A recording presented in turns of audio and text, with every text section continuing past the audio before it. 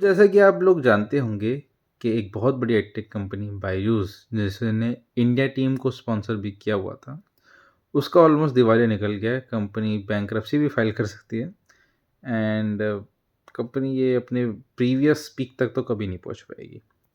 हालांकि ये वीडियो मैं थोड़ी सी लंबी बनाऊंगा, तो बिल्कुल अगर पूरी वीडियो देखना चाहते हैं तो नीचे क्लिक कर लीजिएगा। और इसमें मैं बात करना चाहूँगा कि मेरा बायजूस से क्या एक्सपीरियंस रहा। ऑफ कोर्स बायजूस का वर्क कल्चर बहुत टॉक्सिक है, लेकिन मेरा थोड़ा बायजूस से पुराना मेरा इससे मेरा आमना-सामना हो चुका है। एंड बहुत अच्छा इन्होंने एक इनिशिएटिव लिया था जब मैं 9th क्लास में था, यानी कि आज से 10 साल या उससे भी शायद ज़्यादा हो गया, 10 साल पहले की बात है ये। इन्होंने हाँ, 10 साल से भी ज़्यादा हो गया। इन्होंने हर स्कूल में ऐसा किया था कि एक एग्ज़ाम रखा था। लाइक एक टेस्ट, एक मेरे ख्याल से कोई इंटेलिजेंस टेस्ट जैसे ही कुछ था कि क्विज़ टाइप्स क्वेश्चन थे।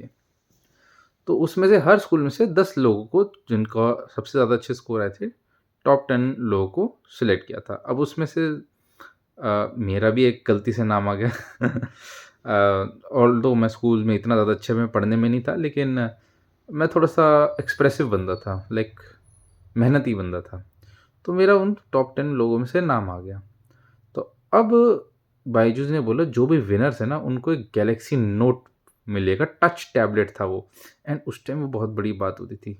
कम से कम भी 17-18 हज़ार का फ़ोन था। एंड उस टाइम आज से 10 साल पहले की बात, जब मैं 9th क्लास में था, फ़ोन बहुत बड़ी बात थी और वो टच स्क्रीन मोबाइल था। टच स्क्रीन मोबाइल एंड्रॉयड वाला। तो मैंने कहा हाँ यार, इधर तो जाना पड़ेगा। तो मैंने अपना बस सर्टिफ़िकेट लिया बायजूस का एंड हम इंदिरा गांधी स्टेडियम में चले गए। मैंने देखा कुछ मेरे जानकार लोग आए हुए हैं, बड़ी लंबी लाइन लगी हुई है, कम से कम नहीं, कम से कम 5,000 लोग तो होंगे, 5,000 बच्चे मेरे जैसे ही होंगे, वो भी शायद स्कूलों से एग्ज़ाम दे के आए होंगे। फिर वहाँ पे एक और एग्ज़ाम लिया गया। ऑफ़ कोर्स सैडली मुझे वो टैबलेट मेरे को नहीं मिला। बट जेनुइनली बायजूस ने वो टैबलेट डिस्ट्रीब्यूट करे और वो लाइक समझ आ गया था भाई बायजूस सीरियस है एंड बायजूस तगड़े पैसे लगा रहा है। एंड बहुत एक अच्छा एक्सपीरियंस उन्होंने प्रोवाइड करा।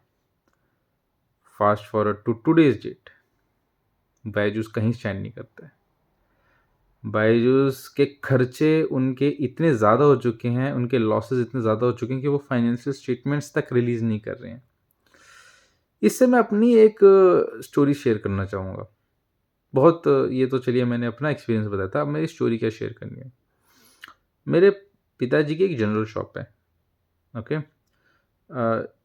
जब से मैं छोटा-सा था तब से पिताजी जनरल शॉप चला रहे थे।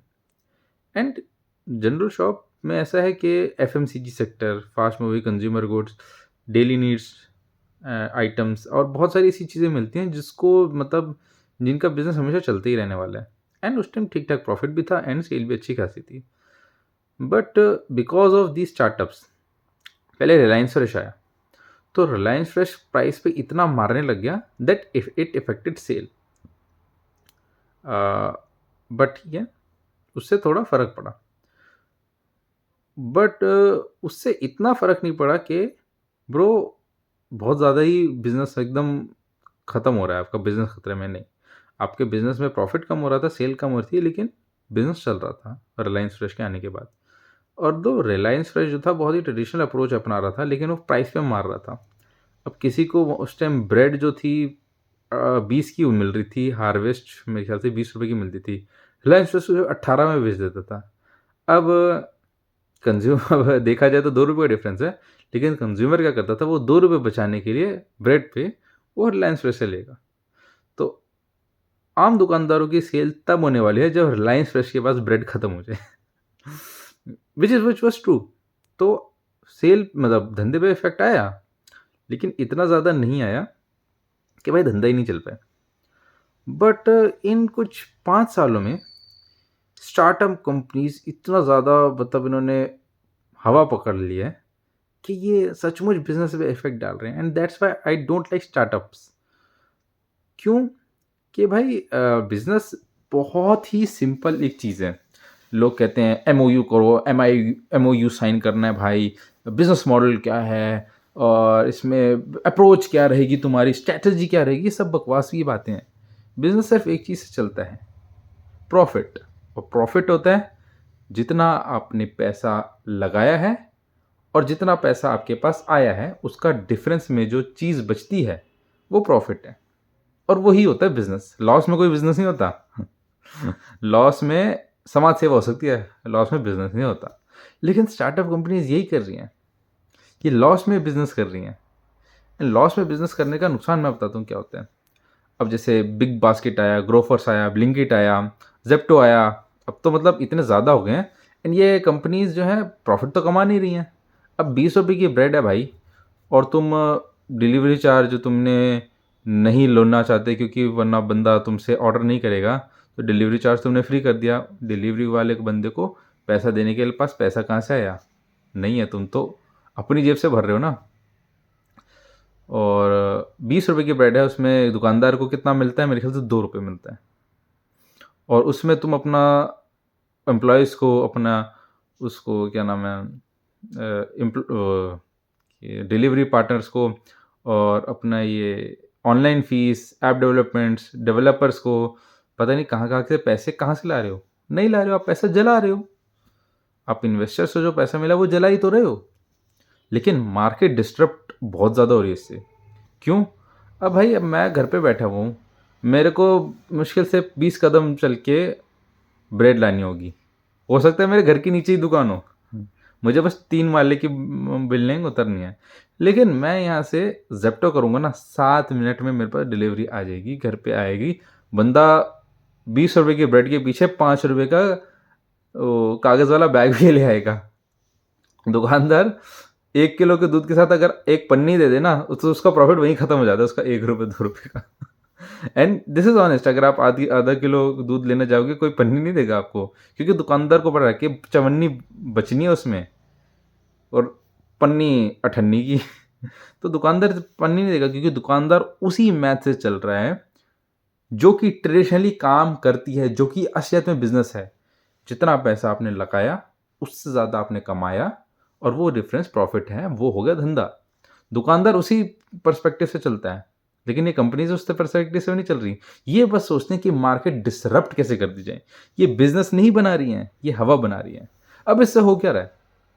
इससे जो दुकानदार बिज़नेस कर रहा था, उससे तो कोई माल खरीदने नहीं वाला कि भाई यार, दुकानदार के पास जाऊँगा, उससे ब्रेड लूँगा, ब्रेड भी ₹20 की मिलेगी, यहाँ ₹18 की मिल रही है, और वो ब्रेड के साथ मुझे पन्नी भी नहीं देने वाला, ये तो मुझे पन्नी बैग में लेके आ रहा है बंदा।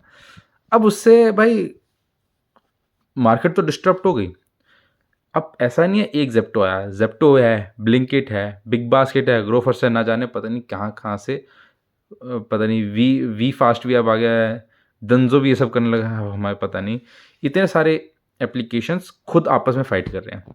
अब ये एप्लीकेशंस ही कह दो या फिर स्टार्टअप्स कह लो, ये फ़ाइट कर रहे हैं। अब ये स्टार्टअप, ओह सॉरी, ज़ोमैटो भी ये करने लग गया आजकल, उबर ईट्स ने भी करा था, और स्विगी भी कर रहा है, ओह माय गॉड!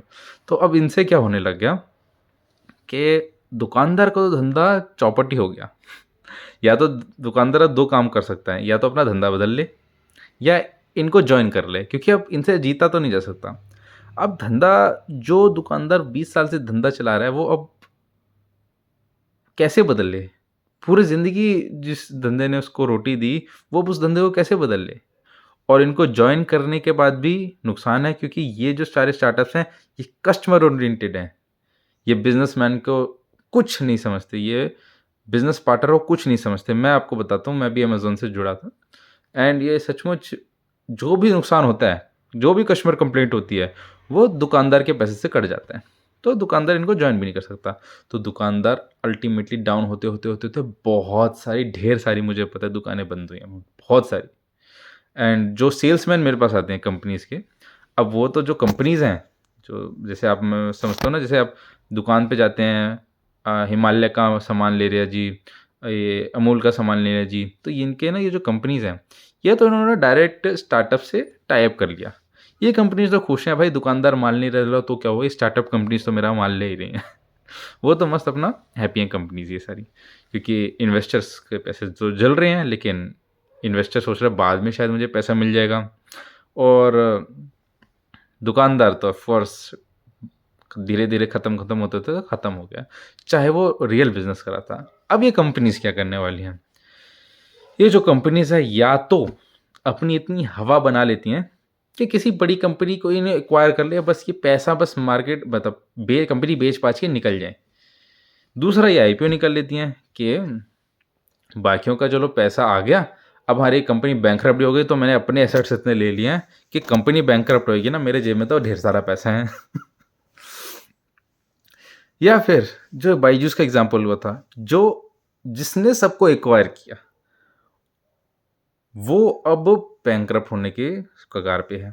लेकिन बात वही है कि भाई इन्होंने तो पैसा सबका जला दिया, इन्होंने अपने थोड़े घर भर लिए, अब इनको कोई मतलब नहीं है कंपनी बंद हो ना हो। दिक्कत ये वाली बात है कि इस टाइप ऑफ कैपिटलिज्म में रियल लूजर तो सारे ही हो गए सिवाय कुछ चुनिंदा शख्सियत की। जैसे बताना चाहूँगा, जो दुकानदार या फिर जो भी दुकानदार कह लो या फिर कोई भी अपना छोटा ट्यूशन सेंटर चला रहा था या कोई भी दुकानदार था, वो इन सब स्टार्टअप्स के आने की वजह से तो ख़त्म हो गया। जो भी अपना छोटा-मोटा ठीक-ठाक काम करता, सर्विस देने का या फिर प्रोडक्ट देने का, वो तो ख़त्म हो गया, वो ज़ीरो हो गया। मार्केट तो उधर की लोकल बंदे की ख़त्म हो गई। वो उसने समझ गया भाई यहाँ तो अब नुकसान होने लग गया, अब यहाँ से निकलना ही पड़ेगा क्योंकि भाई ये चीज़ तो मुझे रोटी दे नहीं रही अब। ये कंपनीज़ ने क्या किया? मार्केट डिस्टर्ब कर दी, इन्वेस्टर के पैसे जला दिए, पब्लिक के पैसे भी जला दिए और खुद उन्होंने अपने घर बन लिए और खुद भी ख़त्म हो गई। और जो बिज़नेस इनकी वजह से ख़त्म हो गए थे, अब वो इतनी जल्दी रिवाइव भी हो नहीं सकते हैं। तो देखा जाए तो स्टार्टअप में बिज़नेस नहीं बन रहा। स्टार्टअप में बस बंदा भगोड़ा बन रहा है यार।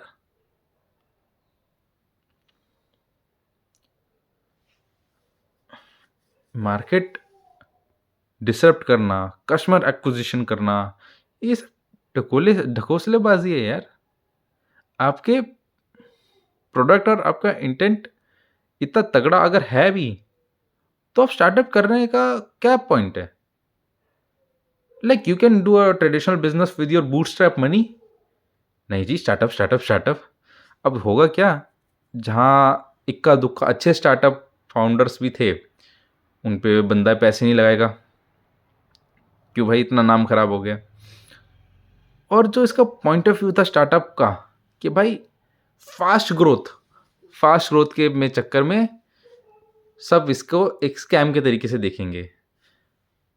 ट्रेडिशनल बिजनेसमैन की लाइवलीहुड गई, ठीक है, इन्वेस्टर्स के पैसे चले, स्टार्टअप स्कैम बन के रह गया और जो कर्मचारी थे जो इन स्टार्टअप्स में काम करते, उनका भी पैसा मार लिया गया। आप समझ रहे हैं कि कितनी बड़ी प्रॉब्लम है। बट इसलिए मैं एक चीज़ हमेशा कहता हूँ कि हवा के पीछे मत कभी भागो भाई।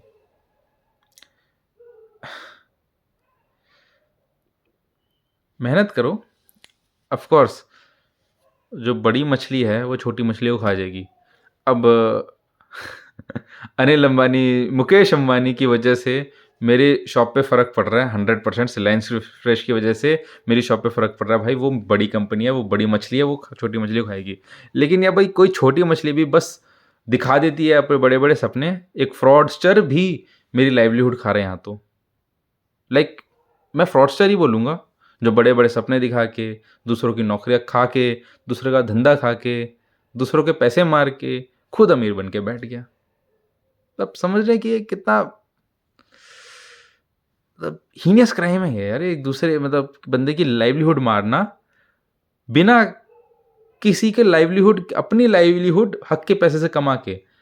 अब यहाँ चलो रिलायंस जो थी, जिसने रिलायंस फ्रेश खोला है, वो कम से कम धंधा कर तो रही है। 4 लोगों, चलो मेरा धंधा कम हो गया लेकिन 4 लोगों के घर तो चल रहे हैं रिलायंस फ्रेश से।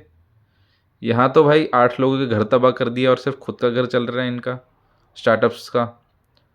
भाई स्टार्टअप में एक टाइम होता है कि हाँ आपको इतने पैसे मिलेंगे तो आप इधर से प्रॉफिटेबल होके दिखाओ।